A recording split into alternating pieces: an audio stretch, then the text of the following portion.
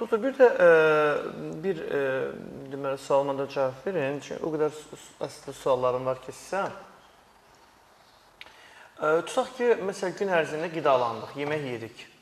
Hər hansısa bir yemək yedik. Yeməkdən 5 dəqiqə, 3 dəqiqə sonra mən bugün Türkiyədə, o da sizin kimi elə, siz necə Azərbaycanda məşhursunuz.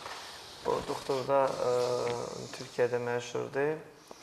O da təbii üsullarla müalicə həkimidir. O da dedi ki, yeməkdən sonra ümumiyyətcə qara çay və yaxud qəhvə içmək olmaz. Qan azlığı yaradır, əgər qanınızda problem varsa. Dedim, sizdən də soruşum. Yaradırmı? Düzgün fikirdirmi?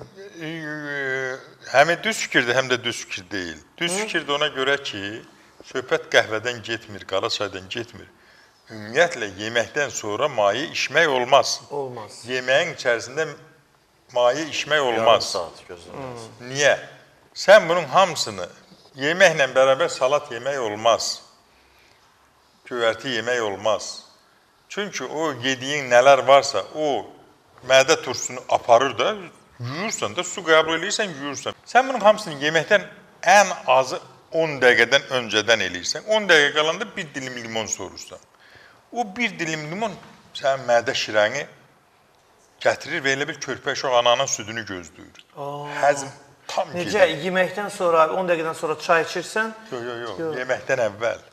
Yeməkdən əvvəl? Hamısı əvvəldir.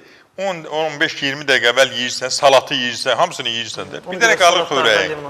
Xörəyin qalır. Bir dilim limon sorursa, şirə gəlir. Ətdir mi yediyin nədir, onu yeyirsən, o mədə şirəsində onu həzmə verir. Bağırsaq daşı yaranmır. Sən bunu qarışdıranda 4 kiloqrama qədər bağırsaq daşı yaranır. Nələr bilirsiniz, doktor? Bax, bunu da bugün öyrəndim. Yeməkdən öncə... Hər şey. Yeməkdən asılı olaraq qatıq yemisənsə, 1 saatdan sonra çay içə bilərsən. Ət yemisənsə, 2 saatdan sonra çay içə bilərsən, ya su içə bilərsən.